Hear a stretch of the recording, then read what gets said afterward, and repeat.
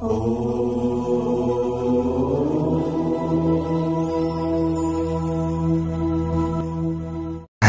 ओम। स्वस्ति श्री गणेशाय नमः। ओम नमो भगवते वासुदेवाय। यौ तौ शंख कपाल भूषित करौ मालास्थि मालाधरौ देवो द्वारवती श्मशान निलयौ नागारि गोवाहनौ द्वैत्रक्षौ बलिदक्ष यज्ञमथनौ श्रीशैलजावल्लभौ पापं मे हरतां सदा हरिहरौ श्रीवत्सगंगाधरौ। चतुर्मास भागवत कथा श्रीमद् भागवत महापुराण श्रवण गर्दै गर्दै आउने क्रममा आज तपाई हामीहरू आजको नयाँ भाग 14औं भागमा उपस्थित भइसकेका छौं। आजको नयाँ भाग 14 भाग रहनेछ। जहाँ जहाँबाट हजुरहरूले चतुर्मास भागवत कथा श्रीमद् भागवत महापुराण श्रवण गर्दै हुनुहुन्छ, तपाईँ र तपाईँको परिवारमा भगवानको कृपा सदा सर्वदा रहिरहोस्, हामीले यही कामना गरिरहेका छौं। सर्वप्रथम चतुर्मास भागवत कथा श्रवण गर्नका लागि प्रतीक्षारत रहनुभएका सम्पूर्ण भगवानका भक्तहरूमा म टीका पौडेलको तर्फबाट प्रेम पूर्ण जय श्री हरि, जय श्री राधे, जय श्री कृष्ण अर्पण गर्न चाहन्छु। सबैको दिन मंगलमय बनोस्, सबैमा सुख शान्ति समृद्धि सुस्वास्थ्य र दीर्घायुको कामना हाम्रो तर्फबाट जहिले तहिले रहिरहेको छ। धर्मको बाटोमा हजुरहरू हिँडिराख्नु भएको छ, हामीहरू धर्मको बाटोमा लागिरहेका छौं र चतुर्मास व्रतको यो पावन समयमा श्रीमद् भागवत महापुराण चतुर्मास भागवत कथा श्रवण गरेर हाम्रो यो मानव चोलालाई हामीले धन्य बनाइरहेका छौं। ओहो प्यारा भक्त भागवतहरू, हामीले श्रवण गर्दै थियौं जो विदुरजी हुनुहुन्थ्यो, विदुरजी तीर्थयात्रा गर्दै गर्दै गर्दै जाने क्रममा उहाँले थाहा पाउनु भएको छ कि अब सम्पूर्ण कौरवहरूको नाश भएको छ र 5 पाण्डवको चाहिँ विजय भएको छ भन्ने कुरा विदुरजीले थाहा पाइसकेपछि 36 वर्ष पछाडि उहाँ तीर्थयात्रामा निक्लिएको 36 वर्ष व्यतीत भइसकेको थियो। त्यस पछाडि जहाँ धृतराष्ट्र हुनुहुन्थ्यो त्यहाँ आउनुभयो विदुरजी। युधिष्ठिरजीले पनि स्वागत गर्नुभएको छ। प्यारा भक्त भागवतहरू, रात्रिको समयमा धृतराष्ट्र महाराजको दरबारमा कक्षामा उहाँ जानुभयो को विदुरजी र गएर सम्झाउनु भयो, दाजु तपाईले आफ्नो यो जीवनलाई व्यर्थ खेर फालिराख्नु भएको छ। उहाँले सम्झाउनु भएको छ। त्यो सम्झाएका कुराहरू हामीले हिजोको कथा प्रसङ्गमा सबै श्रवण गरिसकेका छौं। हो प्यारा भक्त भागवतहरू, अब यहाँनिर हामीले बुझ्नु पर्दछ कि यो जीव नि अटेरी छ। हो प्यारा भक्त भागवतहरू, जीव अत्यन्त अटेरी छ, आफैले बुझेर केही पनि छाड्न खोज्दैन। यहाँनिर जो विदुरजी हुनुहुन्थ्यो, विदुरजीले सम्झाउनु भयो, दाजु चित्त बुझाएर गृह त्याग गरेमा तपाईको कल्याण होला, नत्र कालका धक्काले तपाईले अवश्य पनि घर छाड्नु पर्ने नै छ। किनभने घर नछाडिकन त कुनै पनि उपाय छैन है दाजु। आफैले सम्झी बुझिकन घर छाड्नु बुद्धिमानी हो। केही समयमा नै तपाईको मृत्यु हुँदैछ। यसरी सम्झाउनु भयो, तर पनि धृतराष्ट्रजीले मानिराख्नु भएको थिएन। उहाँले विभिन्न तरिकाले सम्झाउनु भयो। विदुरजी त विद्वान हुनुहुन्थ्यो, सम्झाउनु भयो। आफैले बुझेर छोड्ने प्रयत्न गर्नुपर्दछ दाजु। तर मैले अघि भनेको थिएँ हजुरहरूलाई, यो जीव यस्तो अटेरी छ कि आफैले केही पनि जानेर होस् बुझेर होस् छोड्न खोज्दैन। जस्तै हामीलाई ब्लड प्रेसर भयो भने हामीलाई थाहा छ कि हामीले ज्यादा काम गर्न हुँदैन। अब कामकाजलाई पनि अलिकति घटाउनु पर्छ, सुस्त तरिकाले थोरै थोरै हामीले काम गर्नुपर्छ, थोरै भोजन हामीले गर्नुपर्छ। हामीलाई थाहा छ, तर पनि हामीले छोड्न मान्दैनौँ। अत्यन्त हामीलाई गाह्रो पर्छ। गाह्रो परिसकेपछि हामी डाक्टर साहेबका पासमा पुग्छौँ। डाक्टर साहेबले भन्नुहुन्छ त्यस पछाडि अब तिमीलाई खतरा छ है, अब तिमीलाई खतरा छ भनेपछि त्यस पछाडि मात्र डाक्टर साहेबले यहाँ के सावधानीका उपायहरू बताउनुहुन्छ, कुराहरू बताउनुहुन्छ। अब मात्र हामीले मान्दछौँ। आफूलाई मनपर्ने खानेकुरा पनि अब हामीले छाड्न थाल्दछौँ, हामीले छोड्छौँ त्यस पछाडि। तर आफैले जानेर चाहिँ हामीले छोड्न सक्दैनौँ। हेर्नुहोस् यो जीव यस्तो छ। त्यसैले यहाँनिर विदुरजीले धृतराष्ट्रजीलाई सम्झाइराख्नु भएको छ। धृतराष्ट्रजीले भन्नुहुन्छ भाइ तिमीले भनेको कुरा त ल ठिकै छ, मैले मानौँला अरे, तर म त अन्धो छु, एक्लै म कहाँ जाऊँ, म कहाँ जान सक्दछु हे भाइ। विदुरजीले तुरुन्त उत्तर दिनुभयो तपाईँ अन्धो हुनुहुन्छ त किन टेन्सन गर्नुहुन्छ, म छैन तपाईँको साथमा। 36 वर्षसम्म तीर्थ यात्रा गरेर फर्किएको छु दाजु, तपाईँले किन चिन्ता गर्नुहुन्छ। अब अहिले रात्रिको समय छ, दिउँसोको समयमा त धर्मराजले युधिष्ठिरजीले जान दिनुहुन्न, पक्कै पनि धर्मराजले पक्कै पनि रोक्नेछन्। त्यसै कारणले गर्दा अहिले यतिखेरै तपाईँ हामी यहाँबाट निक्लिहालौँ। विदुरजीले यसरी धृतराष्ट्रजीलाई भन्नुभयो। त्यस पछाडि धृतराष्ट्रजीले आफ्नी पत्नी गान्धारीलाई पनि भनिसकेपछि धृतराष्ट्र गान्धारी आदिलाई लिएर विदुरजी अब सप्तस्रोत तीर्थतर्फ लाग्नुभयो। भक्तवत्सल भगवानको जय होस्। हेर्नुहोस् है प्यारो भक्त भागवतहरू, विदुरजी त एकदम विद्वान हुनुहुन्थ्यो, नीतिज्ञ हुनुहुन्थ्यो। उहाँले सबै कुरा बुझ्नु भएको थियो, जान्नु भएको थियो।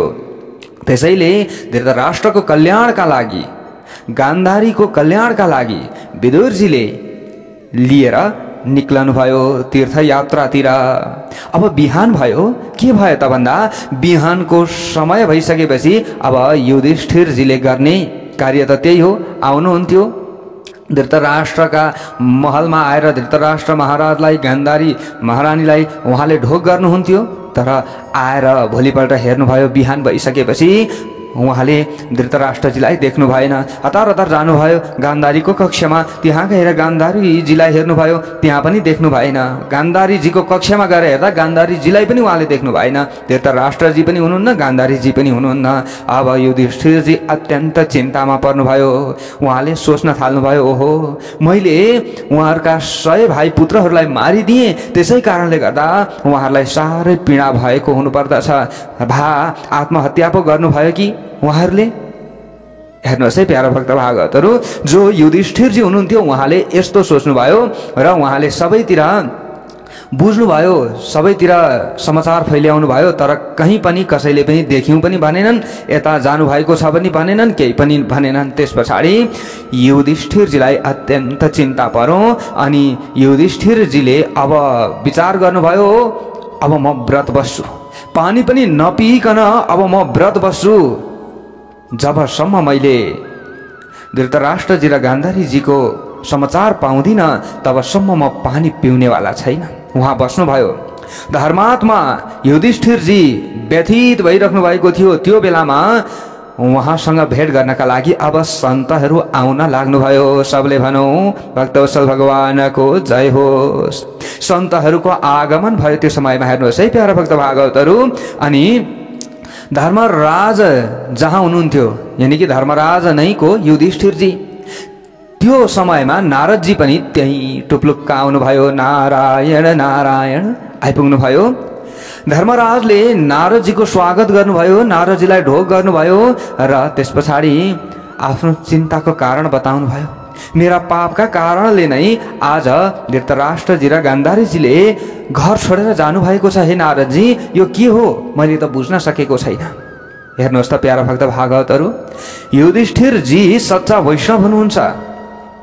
जो व्यक्ति भगवानका भक्त छन्, सच्चा भक्त छन् नि, ती व्यक्तिले आफैलाई दोष दिन्छन्, आफ्नै दोषलाई सोचिरहन्छन्, अर्कालाई दोष दिँदैनन्। उनीहरूले अर्काको गल्तीलाई गल्ती देख्दैनन्, आफ्नै बरु गल्ती देख्छन्। युधिष्ठिरजी त्यस्तो हुनुहुन्थ्यो, धर्मात्मा हुनुहुन्थ्यो। प्यारो भक्त भागवतहरू, नारदजीले सम्झाउनु भयो युधिष्ठिरजीलाई, ए युधिष्ठिर किन तपाईँ चिन्ता गर्नुहुन्छ, तपाईँ त साक्षात् धर्मराजको अवतार हुनुहुन्छ। धृतराष्ट्रलाई त अब सद्गति मिल्नेवाला छ। विदुरजीका साथमा धृतराष्ट्र र गान्धारीजी तीर्थयात्राका लागि निस्कनु भएको छ। सप्तस्रोत तीर्थतर्फ उहाँहरू लाग्नु भएको छ। अब तपाईले चिन्ता गर्नु पर्दैन। हरेक जीव मृत्युको अधीनमा छ। हरेक जीव मृत्यु अवश्य पनि हुन्छ, जन्मिसकेपछि अवश्य पनि हुन्छ। त्यसैले चिन्ता गर्नु हुँदैन मृत्युलाई लिएर व्यक्तिले। आजको 5औं दिनमा धृतराष्ट्रजीको सद्गति हुनेछ। फेरि तपाईको पालो आउनेछ है। नारदजीले यसरी सम्झाउनु भयो। अब तपाईले धृतराष्ट्र र गान्धारीको यो चिन्तामा नपरिराख्नुहोस्। तपाईले शोक गर्नु पर्दैन, अब रुनु पर्दैन। अब तपाईले आफ्नै बारेमा बरु सोच्नुहोस्। आफ्नै बारेमा सोच्नु पर्दछ। अब तपाईले अरूको बारेमा सोचेर के गर्नुहुन्छ? आफ्नो मृत्युलाई सुधार गर्नु पर्दछ। तपाईले मृत्युले ग्रसित व्यक्ति कहिल्यै पनि फर्केर आउँदैन। तपाईले यो बुझ्नु पर्दछ। जीवित आफ्ना निम्ति मात्र अवश्य पनि रुनु पर्दछ। त्यो नै के हो? ठिक हो। एउटाको मृत्युमा अर्को रुन्छ, तर रुने मानिसले मैले पनि एक दिन मर्नुपर्छ भन्ने कुरो सोच्नु पर्दछ। तर व्यक्तिले त्यो समयमा कहाँ सोच्छ र? भाव विह्वल भएको हुन्छ, एकदम पीडामा परेको हुन्छ। उहाँ आफ्ना आफन्तको मृत्युमा रुन मन लाग्छ नि। तर अब मेरो पनि यस्तै स्थिति हुन्छ भनेर व्यक्तिले सोच्यो भने त्यो समयमा आफ्नो मन उसले बुझाउन सक्दछ। नारदजीले यसरी सम्झाउनु भएको छ। मलाई मेरो मृत्यु उज्जवल गर्नु छ भनेर सधैँ व्यक्तिले सोच्नु पर्दछ। अब तपाईलाई 6 महिना बाँकी छ। तपाईले आफ्नो मृत्युको बारेमा सोच्नुहोस्।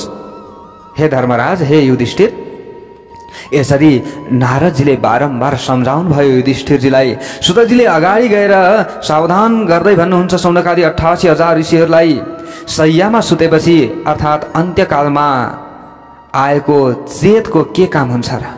केही पनि काम हुँदैन। त्यसैले त्यो निरर्थक छ। अन्तिमको समयमा चेत आएर त्यो निरर्थक छ। त्यसैले अगाडिदेखि नै चेत आउन जरुरी छ। अगाडिदेखि नै बुझ्नु पर्दछ। त्यसैले त हामीले पनि आफ्ना घरमा आफ्ना बालबच्चाहरूलाई बेलैदेखि भगवानका गुणानुवाद आदि जप भनेर लगाउनु पर्दछ। आफूले यसो आरती गर्दै गरेको बेलामा पनि यसो आरतीको दर्शन गर्नुपर्छ है नानी बाबुहरू भनेर लगाउनु पर्दछ। त्यो देख्छन्, उनीहरूले पनि सिक्दै जान्छन्। अनि केही नभए पनि यसो बिहान बेलुका भगवानको सेवा पूजा गर्न थाल्छन्। अनि त हाम्रो पनि मृत्यु सुध्रिन्छ। मृत्यु भइसकेपछि हामी पनि अधोगतिमा रहनु पर्दैन, अधोगति हुनु पर्दैन। आफ्ना सन्तति आदिले पनि अधोगति हुनु पर्दैन। सबैलाई राम्रो हुन्छ। त्यसैले कुमारम आचरित प्राज्ञम भनिन्छ। कुमार अवस्थादेखि नै हाम्रा बालबच्चाहरूलाई हामीले यी शिक्षाहरू दिनुपर्दछ। प्यारा भक्त भागवतहरू, आजको शिक्षा अब यो आजको आधुनिक जमानामा नभई पनि हुँदैन र यसले हामीलाई रुवाउन पनि रुवाएको छ प्यारा भक्त भागवतहरू। तर के गर्ने? सद गर्नुपर्ने व्यवहार छैन शिक्षामा। कोसँग के व्यवहार गर्नुपर्ने त्यो छैन। पढ्न त पढेको छ, तर के गर्नु? बुद्धि छैन, ज्ञान छैन। हेर्नुहोस्, आजको शिक्षाको हाल यो छ। आफ्नो धर्म के हो, संस्कार के हो, संस्कृति के हो, आफूले गर्नुपर्ने मातापिताका लागि आदर के हो, सत्कार के हो, आफ्ना भाइ बहिनीका लागि गर्नुपर्ने व्यवहार कस्तो छ, के गर्नुपर्ने छ, केही थाहा छैन प्यारा भक्त भागवतहरू। हामीलाई आजको शिक्षाले लङ्गडो बनाएको छ, लङ्गडो बनाएको छ। हुन त अहिलेको आधुनिक जमाना अनुसार यो शिक्षालाई पनि ग्रहण त गर्नुपर्दछ, तर हाम्रो धर्म संस्कृतिलाई पनि हामीले भुल्नु हुँदैन। यसले भनेको हामीलाई नियममा रहन सिकाउँछ, अनुशासनमा रहन सिकाउँछ। र हाम्रो कल्याण जब हामी नियममा रहन्छौँ, अनुशासनमा रहन्छौँ, सबैको हितका लागि सोच्दछौँ, अनि अवश्य पनि हाम्रो उद्धार हुन्छ, हाम्रो कल्याण हुन्छ प्यारा भक्त भागवतहरू। नारदजी यहाँ भन्नुहुन्छ अगाडि, तिमीलाई भगवत प्रेरणाले सावधान गर्नका लागि म आएको छु। हे युधिष्ठिर, विदुर धृतराष्ट्रलाई सावधान गर्न आएका थिए। त्यसैले धृतराष्ट्रलाई सावधान गराएर लिएर विदुरजीले जानुभएको छ। म तपाईलाई सावधान गर्न आएको छु।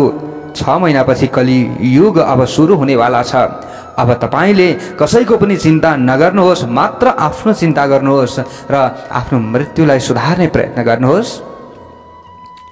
यसरी नारदजीले सम्झाउनु भयो। अब त्यस पछाडि युधिष्ठिरजीले कयौं यज्ञहरू त्यस पछाडि गर्नुभएको छ। प्यारा भक्त भागवतहरू, भगवान द्वारिकामा जानुभएको थियो, साथमा अर्जुनजीलाई पनि लिएर जानुभएको थियो। त्यो हामीले अगाडि कथा प्रसङ्ग सुनेका छौं। प्रभुको इच्छा थियो यदुकुलको नाश भए अब बेस हुन्छ भन्ने उहाँको इच्छा थियो।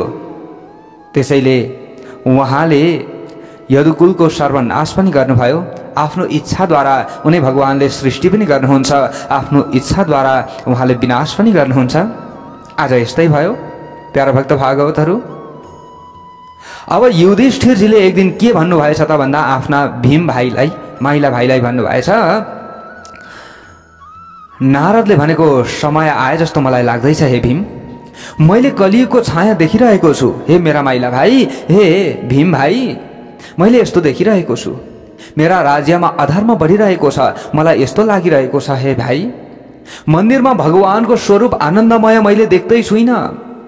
ममा बेचैनीपना बढिरहेको छ। स्याल र कुकुर मेरा सामु आएर रोइरहेका छन्। यो सबै अशुभ संकेत हो हे भाइ। तिमीलाई अरु म के भनौं? यस्तो यस्तो दृश्य मैले देखिरहेको छु।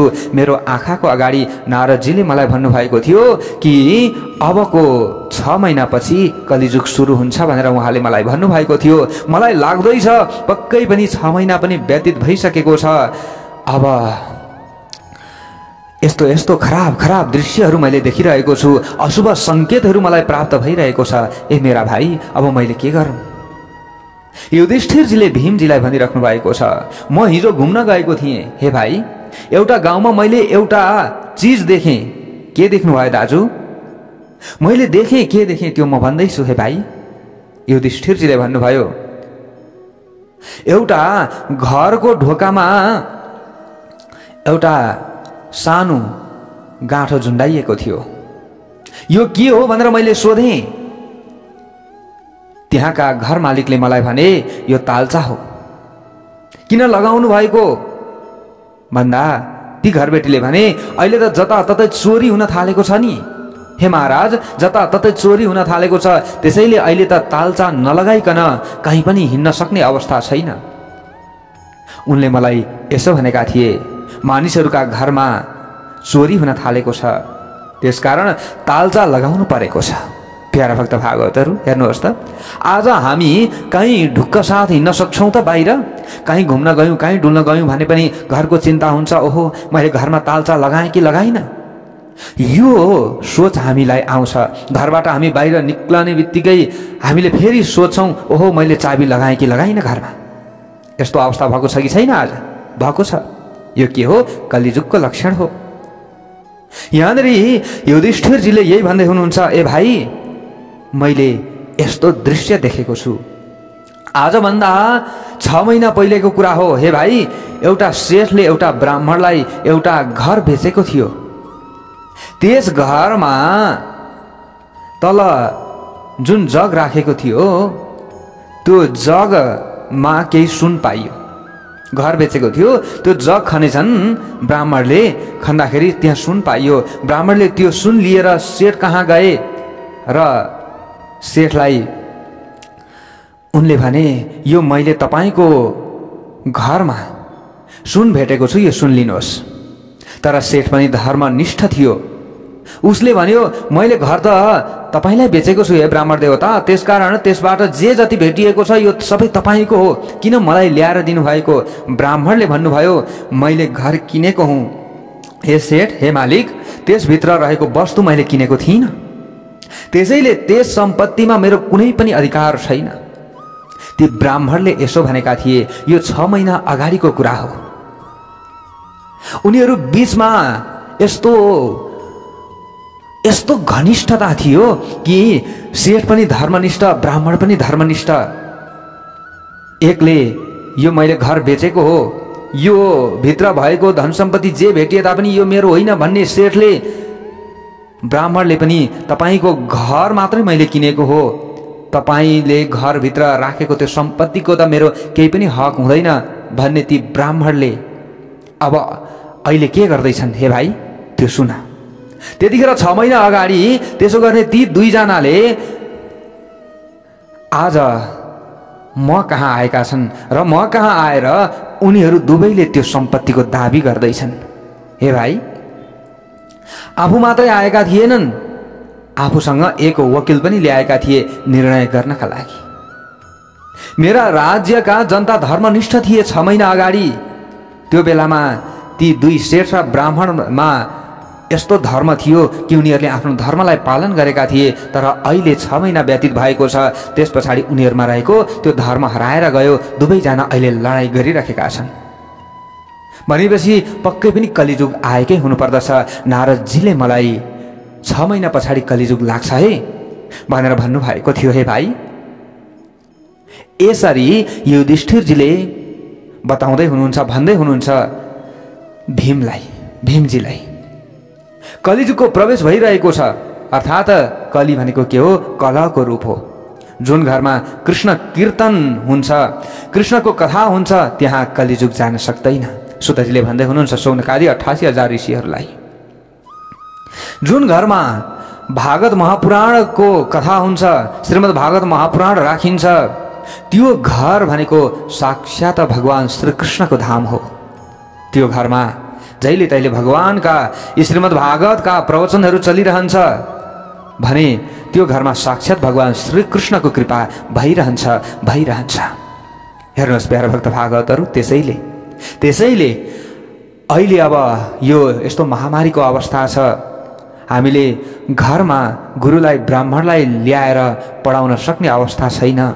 पढाउँदाखेरि पनि धेरै त्यहाँनिर विधि विधानहरू पुर्याउनु पर्ने, धेरै सामग्रीहरू जुटाउनु पर्ने, त्यस्तो हामीले सबै कार्यहरू गर्नका लागि अहिले असमर्थ छौँ। हेर्नुहोस् त प्यारा भक्त भागवतहरू, तर हामीलाई यो विज्ञानले पनि केही न केही सजिलो बनाएको छ, प्रविधिहरू छन्। हजुरहरू समक्षमा हामीले चतुर्मास भागवत कथा श्रीमद् भागवत महापुराण राखेका छौँ। हजुरहरूले कतिले घरमा बजाइराख्नु भएको छ, आफूले श्रवण गरिराख्नु भएको छ, तर विडम्बना हेर्नुहोस् त, सबैको घरमा चतुर्मास भागवत कथा अहिले यतिखेर बजिरहेको छ त? छैन। जहाँ चतुर्मास भागवत कथा यतिखेर बजिरहेको छ, जसका घरमा भगवानका भक्तहरूका घरमा, त्यो घरमा कलिजुगले प्रवेश गर्ने छैन। त्यो परिवारमा अवश्य पनि राम्रो हुनेछ, किनभने धर्मशास्त्र आदिले बताएका कुराहरू यी छन्, पक्कै पनि झुटो छैन। जुन घरमा कृष्ण कीर्तन हुन्छ नि, हरे राम राम राम हरे हरे, हरे कृष्ण कृष्ण कृष्ण हरे हरे, यी शब्दहरू गुन्जिन्छन्। ओम नमो भगवते वासुदेवाय, यी मन्त्रहरू जपिन्छन्, यी मन्त्रहरू घरमा गुन्जिन्छन् भने त्यो घर साक्षात भगवान श्रीकृष्णको धाम हो, साक्षात भगवान श्रीकृष्णको धाम हो। सबले भनौँ राधे राधे, श्रीकृष्ण भगवानको जय होस्। हेर्नुहोस्, कलिजुगमा उहाँ हाम्रो साक्षात रक्षक हुनुहुन्छ, हाम्रो कल्याणदाता उहाँ हुनुहुन्छ, हामीलाई मुक्ति दिनेवाला उहाँ हुनुहुन्छ। प्यारा भक्त भागवतहरू, भगवान श्रीकृष्ण भने पनि, भगवान श्रीराम भने पनि, भगवान उनी भोले बाबा भने तापनि, भगवान श्री गणेश भने तापनि त्यो तत्त्व एउटै हो। हामीले यो पनि कहिले पनि भुलेका छैनौँ प्यारा भक्त भागवतहरू। हेर्नुहोस् त, यहाँनिर सुतजीले सौनकादि 88,000 ऋषिहरूलाई भन्दै हुनुहुन्छ अर्जुन यतिन्जेल किन आएका छैनन् भनेर युधिष्ठिरजीले चिन्ता गरिराख्नु भएको छ। भीमसेन र धर्मराज यसरी कुरा गर्दै हुनुहुन्छ प्यारा भक्त भागवतहरू। गतः सप्तधुनामासा भीमसेन तवानुजः, नायाति कस्य वा हेतोर्नाहं वेदेदमञ्जसा।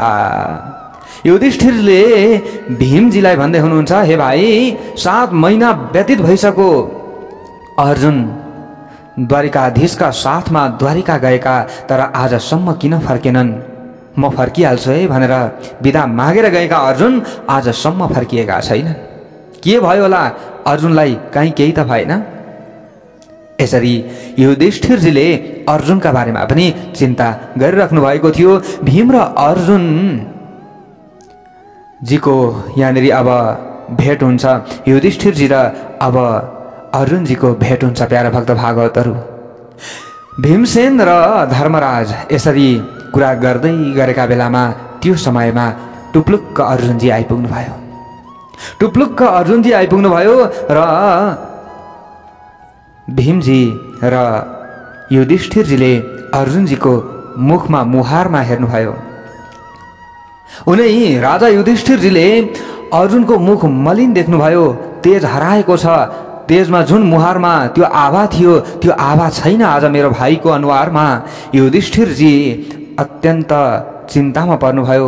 उहाँले सोध्नुभयो, अरे अर्जुन, तिम्रो तेज कहाँ गयो?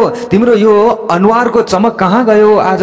हे मेरा भाइ, तिमीलाई के भइरहेको छ? अर्जुन, तिमीले ढोकामा आएका अतिथिको सत्कार नगरी कहीँ भोजन त गरेनौ? पक्कै पनि तिमीले यही गरेको हुनुपर्दछ, किनभने हाम्रा घरमा कोही पनि अतिथि आउँछन् र आएका अतिथिलाई हामीले भोजन गराउँदैनौँ, पानी पनि दिँदैनौँ भने ती अतिथिले हाम्रो पुण्य लिएर जान्छन्। ए अर्जुन, कतै तिमीले यसो त गरेनौ? अतिथि भनेका भगवानका स्वरूप हुन्। हे अर्जुन, ढोकामा आएका अतिथि भोकै परे भने यजमानको पुण्य क्षीण हुन्छ। पक्कै पनि तिमीले यस्तै गरेका होला। पक्कै पनि मलाई त्यस्तै लागिरहेको छ। यहाँनिर नचिकेताको उदाहरण दिनुहुन्छ। नचिकेता यमराजका घरमा 3 दिनसम्म भोकै बसेका थिए। एकचोटि नचिकेता यमराजका घरमा जानुभएछ। यमराजले वास्ता गरेनन्, 3 दिनसम्म उहाँ भोकै बस्नुभयो। यमराजले आएर सोधे, तिमीले यी 3 दिनमा के खायौ भनेर यमराजले सोधिसकेपछि नचिकेताले भने, म त तपाईको पुण्य खाएर बसिरहेको छु। हेर्नुहोस् है प्यारा भक्त भागवतहरू, नचिकेताले यसरी उत्तर दिएका थिए यमराजलाई।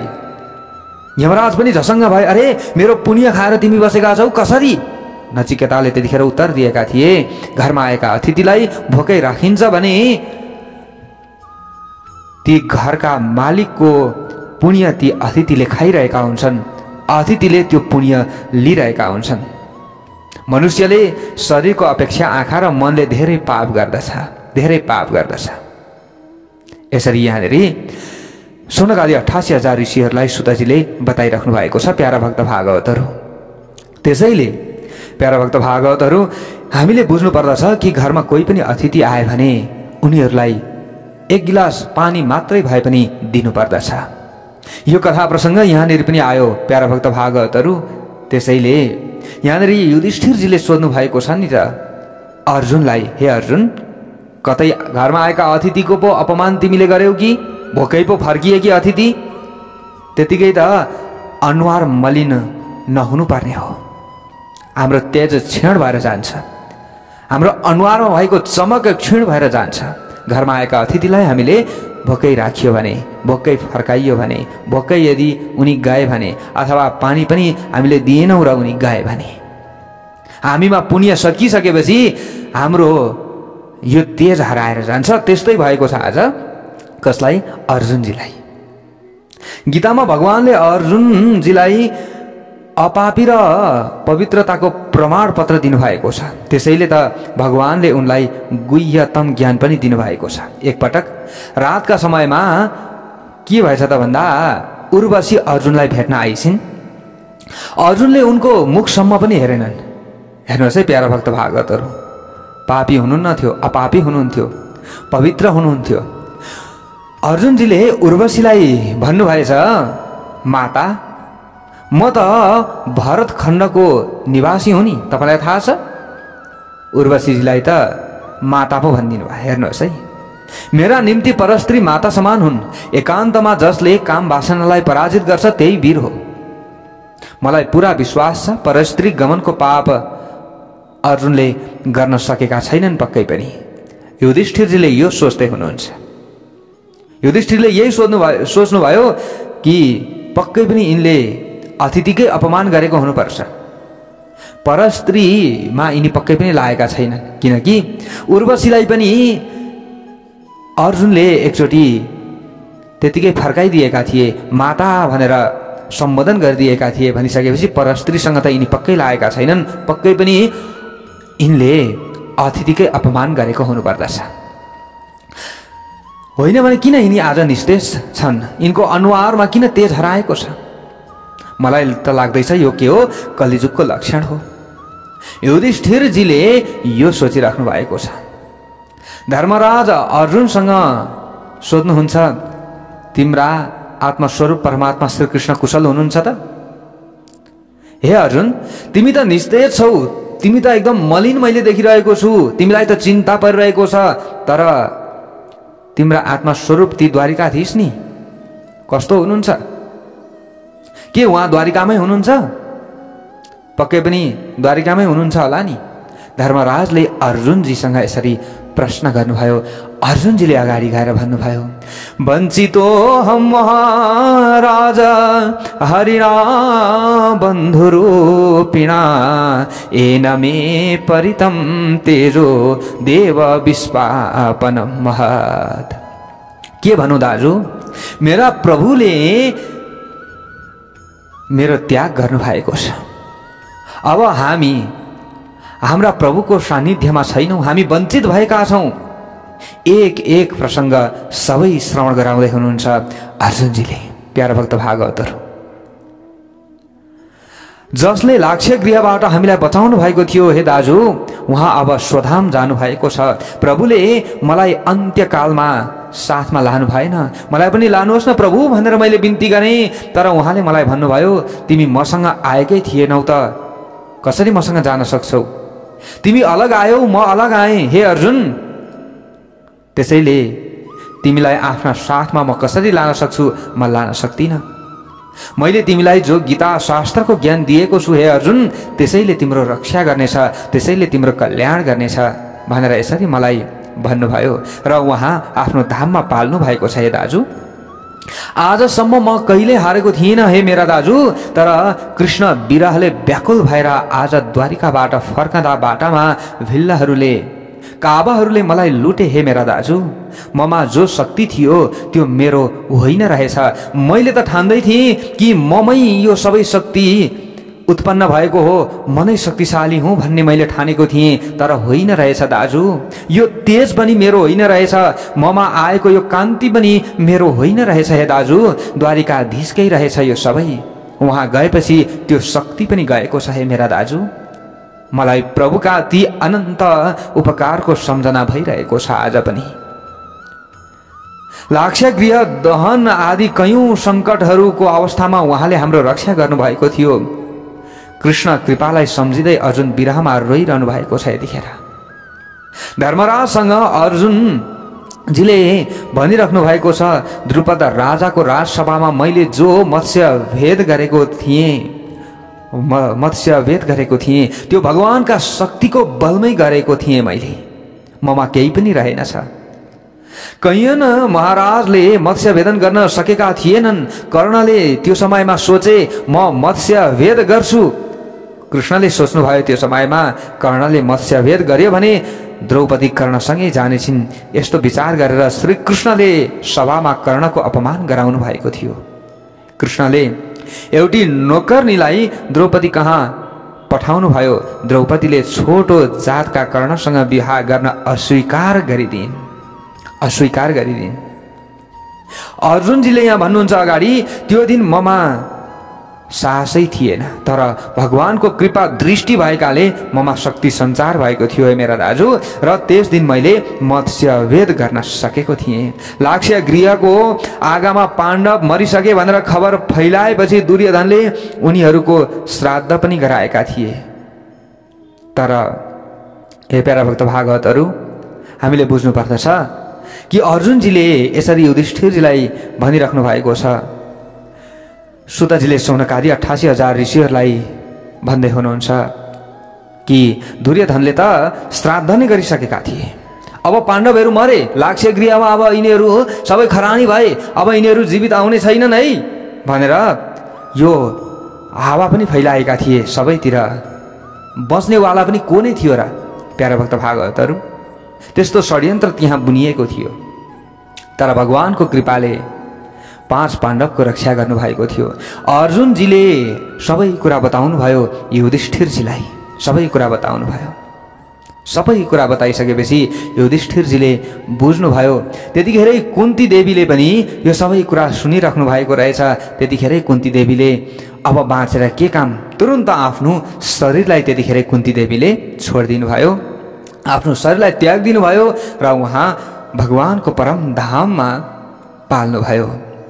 कुन्ती महारानीको जय होस्। हेर्नुहोस् प्यारा भक्त भागवतहरू, जो भगवानको विरहलाई सहन गर्न सक्दैनन्, भगवान आफूबाट टाढा हुनुहोस् भनेर जो भक्तहरूले सोच्न पनि सक्दैनन्, ती भक्तहरू सच्चा भगवानका प्याराहरू हुन्। प्यारा भक्त भागवतहरू, ती भक्तहरू सच्चा भगवानका प्याराहरू हुन्। हामीले आजको कथा यति राख्यौँ। अब भोलि यहाँबाट उता हामीले कथा श्रवण गर्नेछौँ। सबैको दिन मङ्गलमय बनोस्। श्रीकृष्ण भगवानको जय होस्। भक्तवत्सल भगवानको जय होस्।